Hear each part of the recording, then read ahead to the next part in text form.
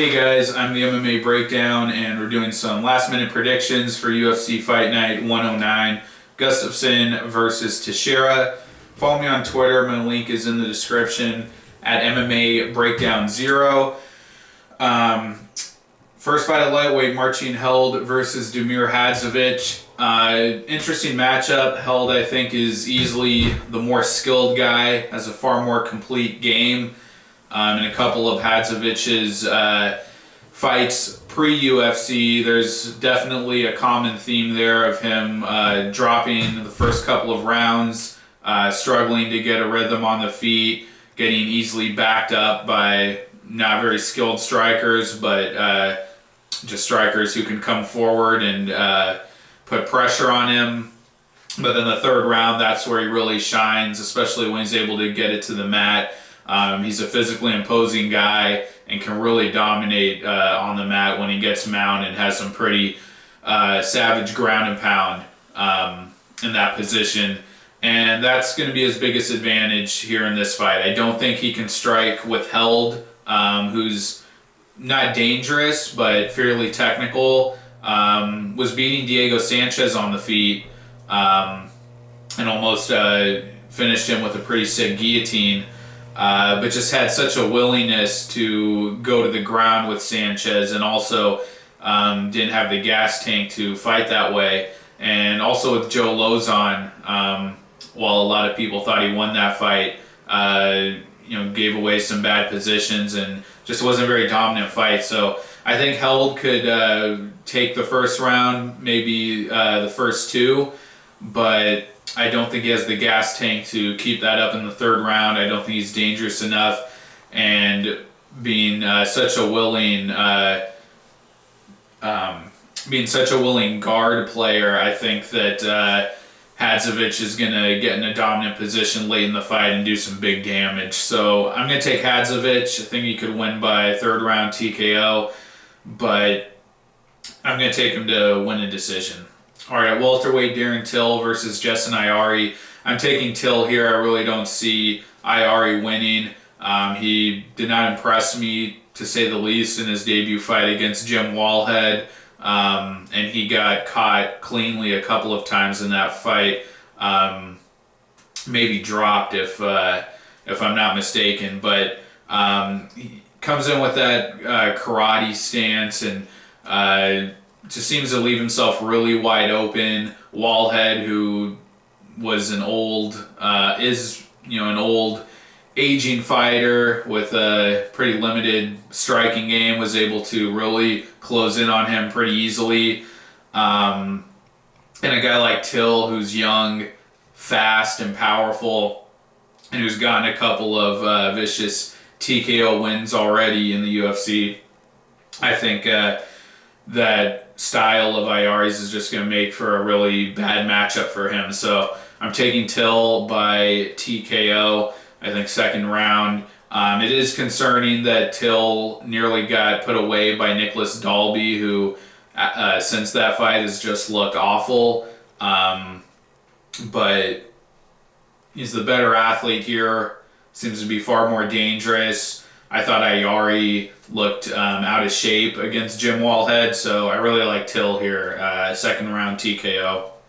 All right, a welterweight, Nico Musoke versus Bojan Velickovic. I was initially feeling Velickovic here because of the long layoff for Musoke, and Velickovic being a pretty well-muscled guy. And Musoke really likes to fight in the clinch. I felt that Velickovic, being a better athlete, more physically imposing, would be able to compete with Musoke in the clinch and possibly beat him there and on the ground too, which is where Musoke likes to fight. But then thinking about it more, Velickovic just hasn't really shown a functional striking game, really, and hasn't really been dominant enough in any fight to win convincingly. I mean, competed fairly well against Michael Graves, fought him to a draw, and I thought came out of the Sultan Aliyah fight looking like the far better fighter was tuning him up on the feet and on the ground when he got put on his back. Was almost every time was threatening with triangles. But Musoke is just the more crafty fighter. I think has shown more skill. He has an armbar finish in the UFC against Alessio Sakara. Had a really strong start against Kelvin Gastelum. Came out and suplexed him. And showed a pretty solid takedown and control grappling game against Brazilian and Viscardi Andrade. So I'm going to go with Musoke even with the layoff. I just think he's the craftier, more skilled fighter. And that's the guy I have to go with in this matchup. So Musoke by decision. All right, at lightweight, Reza Madadi versus Joaquim Silva. I think a lot of people are really going to be jumping on Silva here after his first round TKO win over what's the guy's name? Andrew Holbrook. But I don't think the hype on Silva is really justified. If you look at him on Ultimate Fighter, Brazil picked up a couple of wins which were not memorable performances, and then got smoked by Glyco Franca, who has not really turned out to be a strong prospect in the UFC. And also the win against Holbrook, I mean, it was a great, quick first round knockout, but the exact same thing happened to Holbrook just a couple of fights later against Gregor Gillespie. So I think that was a guy who has a pretty weak chin and who's susceptible to getting KO'd like that just minutes into the fight. So I'm going to go with Reza Madadi, who ever since coming into the UFC has seemed like a super aggressive brawler, with some aggressive wrestling as well, but limited. But you know what? He gave Joe Duffy, a far more skilled and technical striker, a total dogfight. So if he can stay in there with a guy like that, I think that pressure, that volume, that aggression is going to be enough to get by Joaquim Silva, who in his debut fight in the UFC, I thought barely edged his tough Brazilian castmate, Nazareno Melanjare. So I'm going with Madadi here. I think he just outworks Silva, just has more of a put together game. And Silva, I think, is just going to be trying to rely on athleticism and power. And if a guy like Duffy couldn't do it, I don't see Silva doing it. So Madadi by decision. All right, at middleweight, Trevor Smith versus Chris Camozzi. This is a really interesting fight. Kind of a coin flip. My initial feeling and what's causing me to pick Smith here is that Camozzi has just always struggled with wrestlers or grapplers, guys who can get stuff done either on the ground by finishing the fight or just getting the fight there. Smith is not a submission threat, but he's a solid wrestler. He's kind of become known for this veteran who is just always kind of flying under the radar, never really making serious jumps in the rankings, but who takes out these kind of newcomers or just fighters with bigger names like Dan Miller or Joe Gigliotti, these guys who he just ends up dominating with his wrestling and his veteran savvy. But yeah, Camozzi's always struggled with wrestlers, and this is going back years when he got taken down and manhandled on the mat by Kyle Noak. Even the Nick Catone fight, which was stopped via doctor stoppage from a cut. But Catone was out wrestling Camozzi, outworking him in that fight, and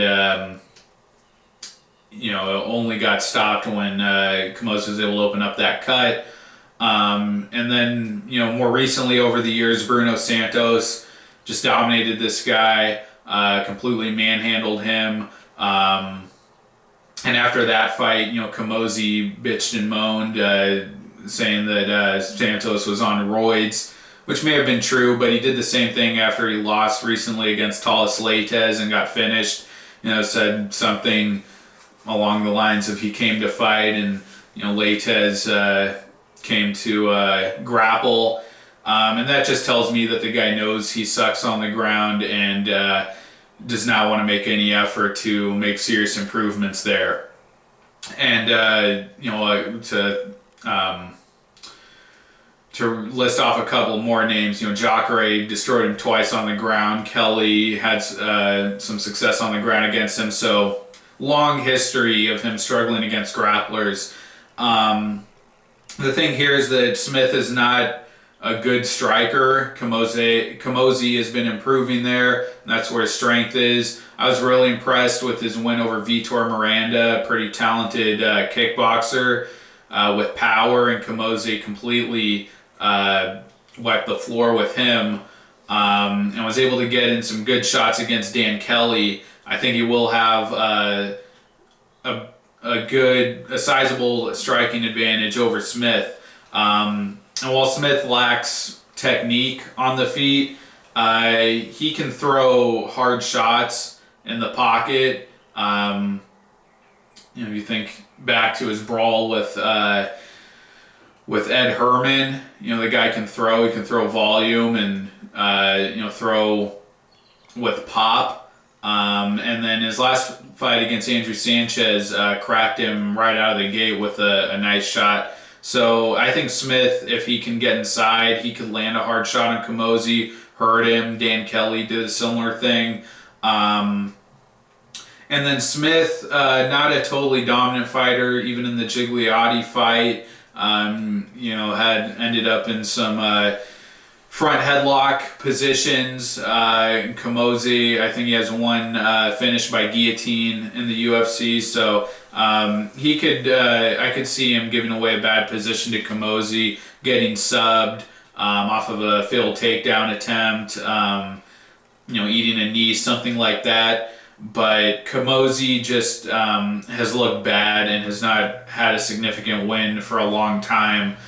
Vitor Miranda and Joe Riggs, which are admittedly, probably bigger wins, even though they're not that big. Bigger wins than Trevor Smith's wins over Dan Miller and Joe Gigliotti, but I have to take Smith here. Camozzi just has not proven that he can beat a good wrestler, and on top of that, just hasn't really had a meaningful win. So I have to go with the guy with the wrestling advantage and Trevor Smith. All right, bantamweight Pedro Munhoz versus Damian Stasiak. Taking Munhoz all the way here. There's absolutely no reason to take Stasiak here. And I would barely call him a UFC caliber fighter. I mean, the guys he's beaten have been weak. Philippe Pajik. And I'm sure as I say that name, no one even recalls who that is. Davey Grant, he got the submission win, but was losing that fight and was just clearly outmatched on the feet. And even on the ground, couldn't get the submission until the third round. And then lost to Yatsen Mesa in his debut. So I'm not high on Stasiak, kind of a one-trick pony. If his opponent is weak enough on the ground, he has a chance to submit them there, but Munhoz is just a killer on the ground. I was really impressed with his most recent win against Justin Scoggins. Jumping on that guillotine, and then on the feet, Munhoz, he has some finishes there, and should just have a big advantage as well on the feet, and is a much better athlete. So I like Munhoz to pretty much run over Stasiak, and I can't even take Munhoz by decision because the level of competition, the discrepancy there is significant. So. Munhoz by, I'm going to say, maybe second round submission. All right, onto the FS1 main card. A middleweight Jack Hermansson versus Alex Nicholson. I like Hermansson here, just being the more unorthodox, craftier, more technical guy. I mean, he looked bad against Cesar Ferreira, but I don't expect Nicholson to be able to pick his shots like that, to have the same timing on his takedowns. Nicholson showed a bit of promise to be able to stick to a game plan, to come in with tactics when he fought Sam Alvey, and maybe deserved to win that decision. But if he plays that range kicking game against Hermansson should just be better there. So I don't have much to say. I like Hermansson. I'm going to take Hermansson by decision. But losing to Ferreira the way he did, I think kind of shows that he has not very high ceiling, and Nicholson, at his core is a brawler, and he might be able to overwhelm Hermansson, catch him with a hard shot, but I think Hermansson's just the more skilled guy on the feet, and being more unorthodox, I think he's going to get the decision here. And Nicholson, has looked bad against Cirkunov and the Devin Clark fight, which he ended up winning, but was just getting really dominated on the feet and on the mat in that fight. So I'm going with Hermansson. Welterweight Oliver Enkamp versus Nordin Taleb. I'm actually pretty excited about Enkamp. When I was doing my tape study, this guy looks like a really exciting, hyper-aggressive grappler, really relentless in pursuing the takedown, and then on the mat, he's just kind of a snake. And I'm really excited to have a guy like that in the UFC, but this is just a total mismatch, I think. On the feet, Enkamp is also wild and aggressive there, like he is with his grappling, but just doesn't have the technique. And Nordin Taleb is not a guy you overwhelm with aggression and volume. You beat him with tactics. Santiago Ponzinibbio has just been tearing through guys, looking super impressive. And Nordin Taleb gave him a hell of a fight. That was Ponzinibbio's toughest fight by far in a long time. So I think there's going to be too big a skill differential on the feet, and I just don't see Enkamp being able to run Taleb into the fence and consistently be able to threaten with that takedown. So, and Taleb has a ground game of his own. I can't remember the first guy he fought. It was a fellow Tough Nations guy in his debut that he out-wrestled, and I think he had some good takedowns against Li Jing Lang. So Taleb's not a fish out of water on the ground or when it comes to wrestling. He's just really been improving with his technique and his power. The Eric Silva win was really surprising but pretty impressive, and then following it up with a very competitive fight against Ponzinibbio. I've been really impressed with Taleb, and I think he's just way too tactical and too much of a technician on the feet. Being a TriStar guy is going to have a really technical kickboxing game, and I think that's just going to trump the kind of all-aggression style of Enkamp. But I do think Enkamp is promising, and I'd like to see him against some low-level green competition. But I'm taking Taleb by decision. All right, at welterweight, Abdul Razak Alhassan versus Omari Akhmedov. I like Alhassan here. A very wild and aggressive striker, just kind of seems to empty the gas tank from the get-go. But if he's not able to put away Akhmedov, I think Akhmedov has the wrestling and has the more composed kickboxing game to kind of draw the fight out and make it kind of a rough fight for Alhassan getting into the second and third rounds. but Akhmedov is just not a durable guy.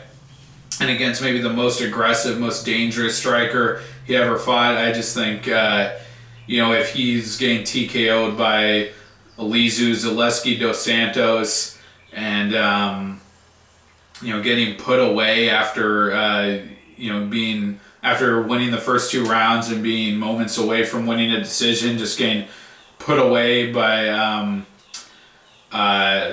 Sergio Moraes in the last seconds of the fight, by the only successful strike that Moraes threw in that fight. If he's losing to those guys, I don't see how he withstands the storm of Alhassan, who just looks like a killer. Not the most technical striker, but that aggression, I don't see how Akhmedov gets past that. And it's been a while since Akhmedov has really brawled with anyone. He's tried to fight a lot more composed, more technically, like in the Brian Ebersol fight, really working the leg kicks, trying to keep range. And I think it would serve him better to brawl with Alhassan here than trying to fight technically, because that just means to me that he's going to get off to a slow start while Alhassan's just going to storm him. So I think there's a slight chance Akhmedov survives the first round and then is able to work his wrestling, his more technical kickboxing, but I think that's much more of a long shot than Alhassan just running over him like he did to Charlie Ward. So I'm going to take Alhassan by first round knockout. All right, a welterweight, Peter Sobotta versus Ben Saunders. This is an interesting fight. I really like it. And I have to go with Peter Sobotta. Ben Saunders, he's developed a more technical, more functional striking game. Really kind of building off of his grappling game, and kind of incorporating some of the things that make him dangerous on the ground. He's been incorporating that into his striking game. Really using his kicks, using his length. And when it comes to his kicking game, using knees in the clinch, stuff like that. I mean, he's not a good boxer, but really using kind of that awkward length that he has to his advantage on the feet. And really, it worked well for him against Court McGee. But Sobotta is a technical kickboxer, has made big improvements since his first stint in the UFC. I think that was like 6 or 7 years ago at this point. But has had some pretty dominant wins against Nicholas Dalby. Just destroyed him on the feet, dominated him on the ground. Had a nice submission win over who's the Australian guy? I want to say Steve Montgomery. But he's been showing a pretty well-rounded skill set. And Saunders is not a durable guy. He's shown that he cannot take hard shots really well, even from aging fighters like Patrick Cote. Who's Kenny Robertson almost put him away in that third round. And he gave away the third round to Court McGee. And when guys are able to get past his guard, get him on the ground after hurting him a little bit on the feet, then his guard game kind of becomes ineffective. And I think Sobotta can do that. I think he's more technical on the feet. And then on the ground, he's been looking pretty strong there. So I expect him to have some success on the feet, probably hurt him, and then on the ground, just kind of dominate him if he gets him hurt. So I like Sobotta. But Sobotta's still that guy who got liver kicked in the first round by Kyle Noak, which is just a very bad loss, considering that I think Noak's retired by this point and had some pretty bad performances after that. And like I mentioned, Saunders is really using his kicks and his length and his legs well on the feet lately. So, Saunders might be able to find that home run shot. But I think Sobotta is just the more complete fighter. Saunders has had some bad performances, even the fights he wins. So yeah, I'm going with Sobotta by decision. All right, light heavyweight, Volkan Oezdemir versus Misha Cirkunov. Cirkunov just has the momentum. He's been looking great. He's been improving fight to fight. Really has that kind of that he's patient on the feet, and really he's able to pick his shots and find those openings on the feet to hurt his opponents, and then he jumps on the submission like he did to Nikita Krylov. Really has that kind of feeling out process down to a science, I feel. Did the same thing to Jan Kutalaba, these guys who have more power than him, who are more aggressive strikers. He can really feel them out and then find his openings and capitalize on them without being, a super aggressive volume striker himself. He, throws few strikes but really makes them count. And Nikita Krylov, before that point, this guy was tearing through everybody, and no one really threatened him on the feet. And Cirkunov, when he connected, he hurt him, and it was just a really impressive thing. So I have to take Cirkunov. Oezdemir had that win over OSP, but OSP has just been exposed at this point, I feel, and I feel like that loss to Oezdemir you could have seen coming if you really paid attention. And if you go back and watch my prediction video for that fight, I picked OSP, but I did mention that Oezdemir looks like he has wrestling. He's a good kickboxer. It might be a disaster for OSP, but I feel like my point is that I think OSP kind of gave that fight away, being exposed as a not very technical striker, a guy who still struggles with wrestling. More so than Oezdemir being a really super talent at light heavyweight. So Cirkunov's got the momentum. He's got a complete game. Oezdemir, I thought, seemed limited in his game, just kind of out kickboxed OSP all fight without ever really hurting him, and kind of started to fade in that third round. So Cirkunov just seems like the stronger talent, has more tools and a more complete game. So going with Cirkunov, and I'll say by, I'm going to take him by decision here. Actually, I think Oezdemir might be able to keep range, stay out of trouble in this fight, and keep away from the ground against Cirkunov, and make it go the distance. So I'll take Cirkunov by decision. And then the main event, light heavyweight, Alexander Gustafsson versus Glover Teixeira. I'm actually really excited for this fight. Now that it's a day away, and the closer we've gotten to this fight, it just seems like a more compelling, more competitive matchup than since more than I thought it was a while ago. But I think that on paper this is a really bad matchup for Teixeira. Gustafsson has length.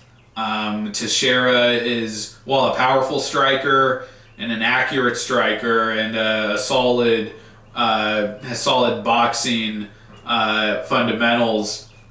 He's always been kind of a slow guy on the feet, and never a guy who can close the distance really well. Not a guy you think of just being able to blitz guys and get inside and then tear them up in the pocket. So I think Gustafsson's length could really give Teixeira problems. I think he has a better jab. Durability questions about both guys. Teixeira getting put away by Rumble very brutally, very quickly recently. There's a durability question there, and Gustafsson, has power. This guy nearly knocked out Cormier with a knee. And also the wrestling. Teixeira, good wrestler, really solid control grappler on the ground, and a serious submission threat. But Gustafsson, got out wrestled by Cormier, but it's not like he was stuck on his back the whole fight, and then managed to hit a takedown on Cormier as well as John Jones in their fight. So the wrestling to me is interesting. But the biggest problem for me is that Gustafsson, I just can't say that he's back after that loss to Rumble, and competed extremely well against Cormier. I don't think Teixeira could do nearly that well against Cormier. I nearly knocked the guy out. Landed some big shots on him, hit a takedown on him. But then that his most recent fight against Jan Blachowicz, it was just terrible. I mean, there were no redeeming qualities about that performance. Having to resort to takedowns on a guy who is a dangerous striker, but I mean, this guy brought Patrick Cummins within an inch of defeat, had him within an inch of his life, and still managed to lose a decision. This guy is not a good fighter. This guy barely was able to out-brawl. Who was the guy he fought? I think Igor Pokrayets, guy who'd been cut from the UFC years ago. This is not a good fighter, and he had Gustafsson scared on the feet. Gustafsson did not want to strike with him. He had to resort to wrestling, and that to me is just very concerning. So even though I said Teixeira, not a guy who's fast on the feet, not a guy who can close distance real well, I think still packs enough power and is an accurate enough striker to land on Gustafsson and make him uncomfortable there.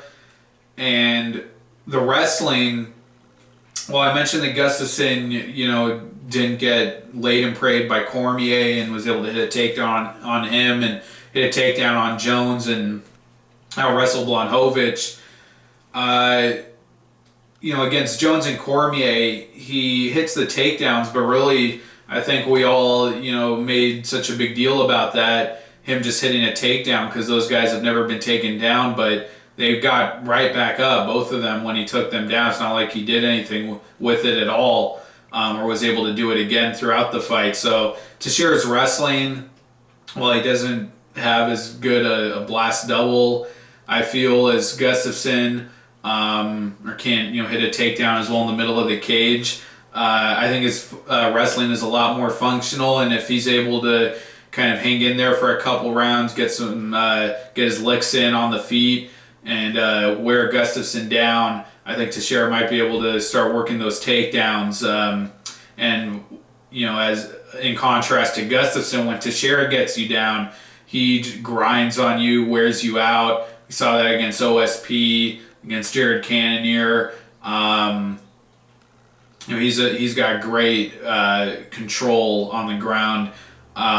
So I think his wrestling is more functional than Gustafsson's. And then cardio-wise, it's interesting. I think Gustafsson would have the cardio. I mean, going 5 rounds with Jones and Cormier, and being, nearly beating both of those guys. I think, it's fair to say he has the cardio advantage here. Teixeira went 5 rounds with Jones as well. But against Cannonier seemed to kind of fade just slightly in that 3rd round.